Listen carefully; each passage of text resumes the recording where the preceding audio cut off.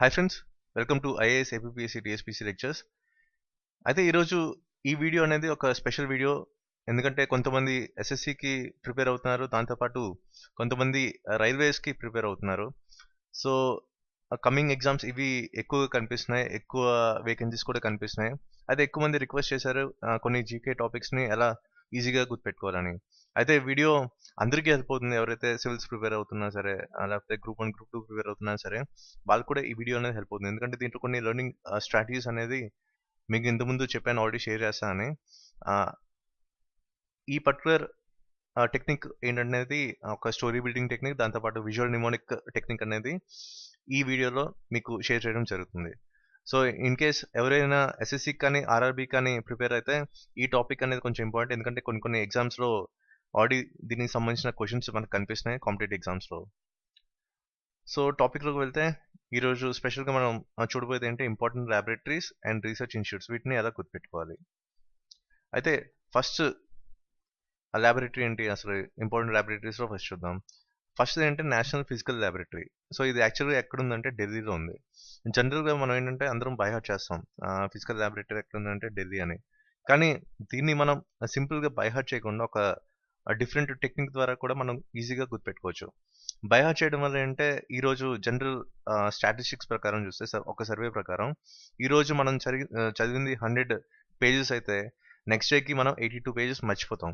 Only 18 pages మాత్రమే గుర్తుంటుంది. అంటే ఈ లెక్క ప్రకారం చూసుకుంటే మనం ఈరోజు చదివింది 100% అయితే మనం నెక్స్ట్ డేకి ఓన్లీ 18% మాత్రమే గుర్తుంటుంది. ఇది యాక్చువల్గా ఒక జనరల్ హ్యూమన్ బీయింగ్కి తలక మెమరీ కెపాసిటీ. సో దీన్ని మనం ఓవర్కమ్ చేయలేం. కానీ 18% కూడా పర్ఫెక్ట్గా ఎలా గుర్తుపెట్టుకోవచ్చో మీకు ఈ వీడియో ద్వారా మీతో షేర్ చేయడం జరుగుతుంది. సో ఇక్కడ యాక్చువల్గా థింగ్ ఏంటంటే నేషనల్ ఫిజికల్ ల్యాబొరేటరీ ఎక్కడ ఉందంటే ఢిల్లీలో ఉంది. సో దీన్ని మనం ఒక లెర్నింగ్ టెక్నిక్, ఒక స్టోరీ బిల్డింగ్ ఫార్మాట్లో కానీ ఒక విజువల్ ఫార్మాట్లో కానీ మనం ఈజీగా గుర్తుపెట్టుకోవచ్చు. సో ఒక స్టోరీ బిల్డింగ్ మెథడ్లో వెళ్తే, సో సపోజ్ మీరు నేను ఫ్రెండ్స్. సో మనం ఇద్దరం ఈ ఇగ్నో యూనివర్సిటీలో మనం అడ్మిషన్ తీసుకున్నాం. సో ఢిల్లీ వెళ్ళి మనం ఆ యూనివర్సిటీ క్లాసెస్ వీకెండ్స్లో మనం వింటున్నాం. సపోజ్ మన సబ్జెక్ట్ దాంట్లో ఫిజిక్స్ అనుకోండి. ఈ ఫిజిక్స్ అనే సబ్జెక్ట్ని మనం ఈ స్లైడ్ ఫార్మాట్లో, వీడియో ఫార్మాట్లో మనం చూస్తున్నాం. ఎందుకంటే వీడియో ఫార్మాట్లో మనకి బాగా గుర్తుంటుంది కాబట్టి. సో మన ప్రొఫెసర్ ఎవరైతే ఉన్నారో ఈ ఫిజిక్స్ని మనం ఈ స్లైడ్ ద్వారా మనకి చెప్తున్నారనమాట.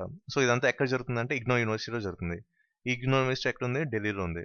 సో సింపుల్గా మనం ఫిజిక్స్ ఎక్కడ నేర్చుకున్నాం అంటే ఢిల్లీ ఇగ్నో యూనివర్సిటీలో నేర్చుకున్నాం. సో ఇది యాక్చువల్ టెక్నిక్. ఇన్ కేస్ మీకు ఈ క్వశ్చన్ వస్తే నేషనల్ ఫిజికల్ ల్యాబొరేటరీ అని జస్ట్ ఈ ఫిజిక్స్ అనే టర్మ్ గుర్తుంచుకోండి, ఇగ్నో యూనివర్సిటీని గుర్తుంచుకోండి, సరిపోతుంది. సో ఇగ్నో యూనివర్సిటీ ఎక్కడ ఉంది? ఢిల్లీలో ఉంది. నెక్స్ట్ ఏంటంటే national chemical laboratory. So national chemical laboratory ఎక్కడ ఉందంటే జనరల్గా పూణేలో ఉంది. సో మనం ఏంటంటే ఈ పూణే వారియర్స్కి ముంబై ఇండియన్స్కి మధ్య జరుగుతున్న మ్యాచ్కి మనం చూడబోతున్నాం. ఎక్కడ అంటే పూణేలో మనం చూడబోతున్నాం. సో అంతకుముందు మనం ప్లాన్ చేసుకుంటున్నాం అన్నమాట మన టూర్ని. హైదరాబాద్ నుంచి మనం పూణే ఎలా వెళ్ళాలి, బై రోడ్ వెళ్ళాలా, బై ట్రైన్ వెళ్ళాలా అని ప్లాన్ చేసుకుంటున్నాం. కానీ మధ్యలో మన ఫ్రెండ్స్ ఎక్కువ మంది ఉంటారు కదా. జనరల్గా ఏంటంటే వాళ్ళకి జోక్స్ వేయడం అలవాటు బాగా. మన ఫ్రెండ్ సర్కిల్ ఎవరైతే ఉన్నారో, సో మన గ్యాంగ్లో కూడా ఒక ఫ్రెండ్ ఉన్నాడు. వాడు ఎప్పుడు జోక్స్ చేస్తారు కానీ ఎవరికి నవ్వు రాదనమాట. మీరు ఇప్పుడు వెబ్ సిరీస్ స్టార్ట్ అయింది, ముద్దుపప్పు ఆవకాయ అని. దాంట్లో హీరో కొన్ని జోక్స్ చేస్తారు కానీ హీరోయిన్కి నవ్వు రాదు. సో ఆ టైప్లో ఈ కెమిస్ట్రీ జోక్ మన ఫ్రెండ్ ఒకటి చెప్పాడు కానీ మనకి ఎలాంటి రియాక్షన్ లేదు, ఎలాంటి నవ్వు కూడా రాలేదు. సో అందుకని చెప్పి మనం ఒక లాఫింగ్ గ్యాస్ని అక్కడ ప్యాకెట్ అవుట్ పడేసాం అనమాట. ఒక సై మూవీలో మనం ఎలా చూస్తాము, విలన్స్ మీదకి అంటే రౌడీల మీదకి ఈ లాఫింగ్ గ్యాస్ ప్యాకెట్స్ ఎలాగా పడేసి నవ్విస్తారో, సేమ్ అలాగా ఈ కెమికల్ రియాక్షన్ కూడా వేసి మన మీద ఆ ప్యాకెట్ అనేది పడేసి మనం నవ్వించాడు.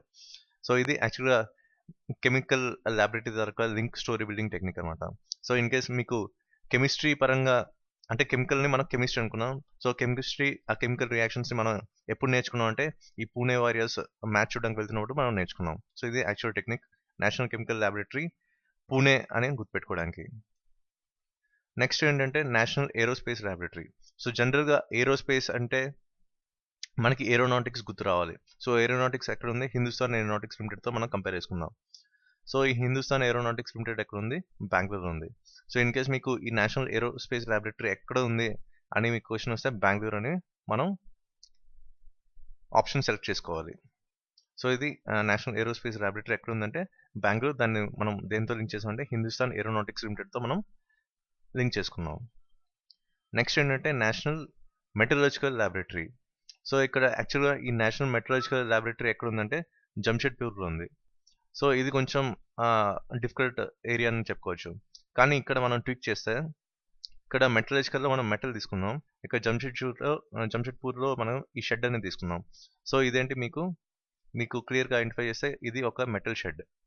సో జనరల్గా ఫారిన్ కంట్రీస్ ఇలాంటి మెటల్ షెడ్స్ ఉంటాయి అనమాట. సో దాన్ని మనం ఈజీగా లింక్ చేసుకోవచ్చు. సో ఇప్పుడు నేషనల్ మెటలర్జికల్ ల్యాబొరేటరీ ఎక్కడ ఉందంటే మనం జంషెడ్పూర్ని ఈజీగా ఆప్షన్ సెలెక్ట్ చేసుకోవచ్చు. నెక్స్ట్ వన్ ఏంటంటే national institute of oceanography. So జనరల్గా ఓషనోగ్రఫీ అంటే మనకి ఎక్కువ మనకి ఈ అరేబియన్ సీ అటు సైడ్ మనం లొకేషన్ చూసుకోవాలన్నమాట.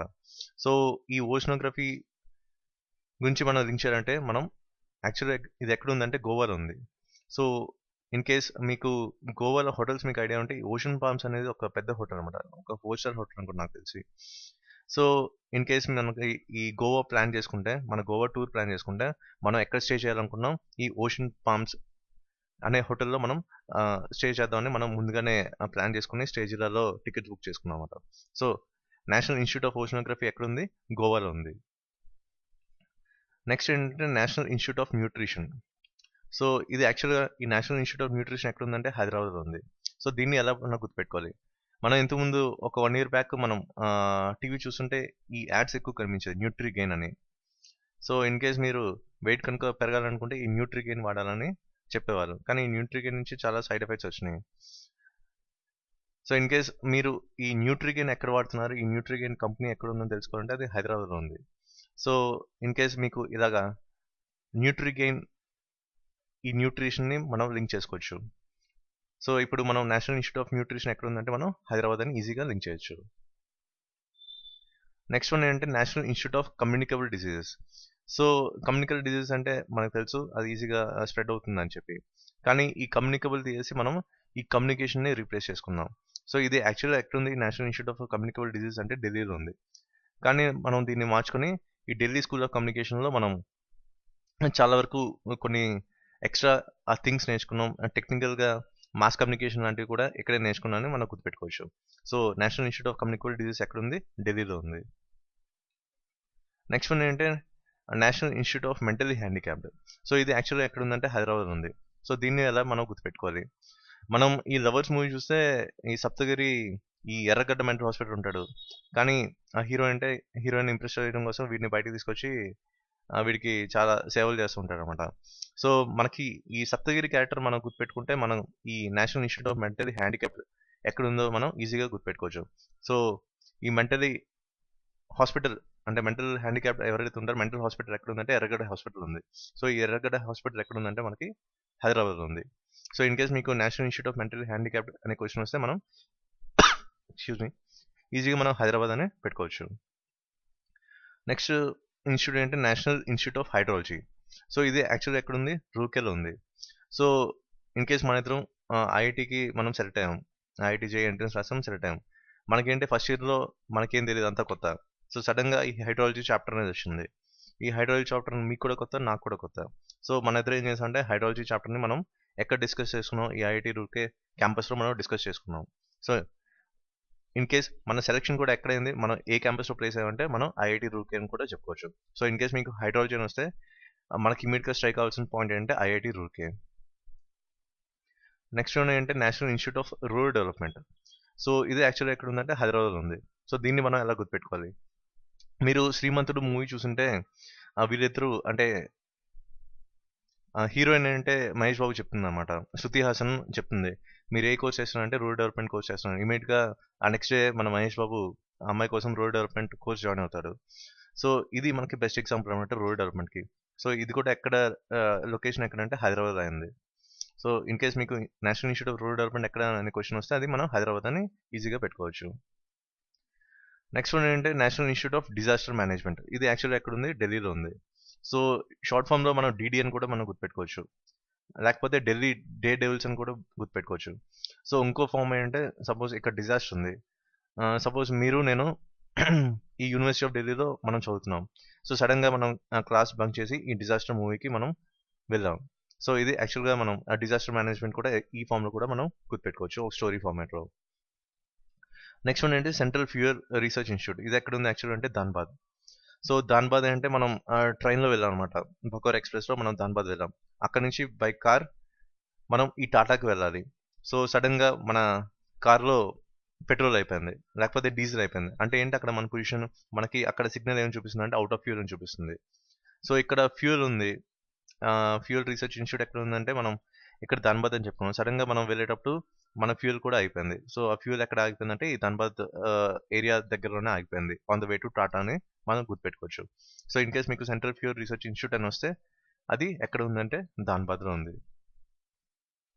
నెక్స్ట్ వన్ ఏంటి central road research institute. So ఇది యాక్చువల్గా ఎక్కడ ఉందంటే ఢిల్లీలో ఉంది.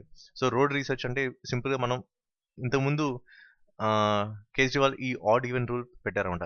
ఈ ఆడ్ ఈవెన్ రూల్ ఎందుకు, ఈ ఢిల్లీలో ఉన్న ఎయిర్ పొల్యూషన్ లెవెల్స్ని తగ్గించాలని చెప్పి ఈ ఆడ్ ఈవెన్ రూల్ ఫ్రేమ్ చేశారు.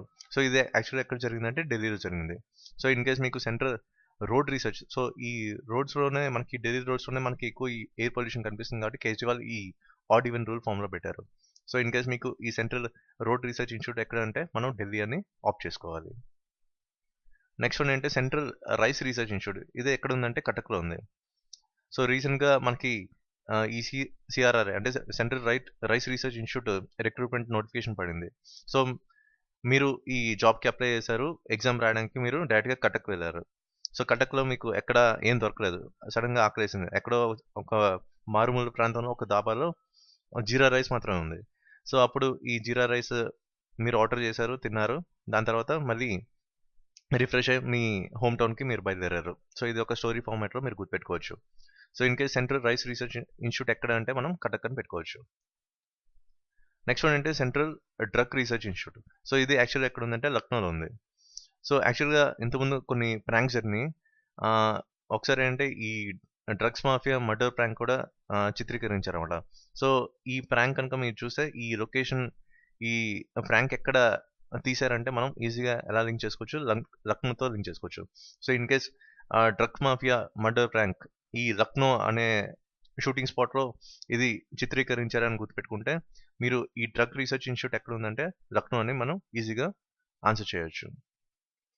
నెక్స్ట్ వన్ ఏంటంటే central leather research institute. So ఇది యాక్చువల్గా ఎక్కడ ఉందంటే చెన్నైలో ఉంది.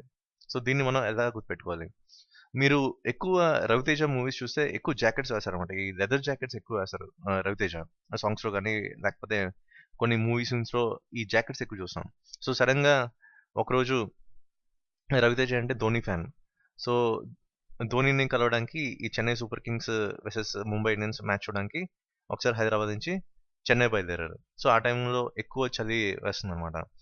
సో ఆ టైంలో మనకు జనరల్గా రవితేజ అంటే ఎక్కువ ఈ లెదర్ జాకెట్స్ని యూజ్ చేస్తారు కాబట్టి అదే టైంలో కూడా లెదర్ జాకెట్ వేసుకొని ఈ చెన్నై సూపర్ కింగ్స్ మ్యాచ్ చూడడానికి డైరెక్ట్గా చెన్నై వెళ్ళారని మనం గుర్తుపెట్టుకోవచ్చు.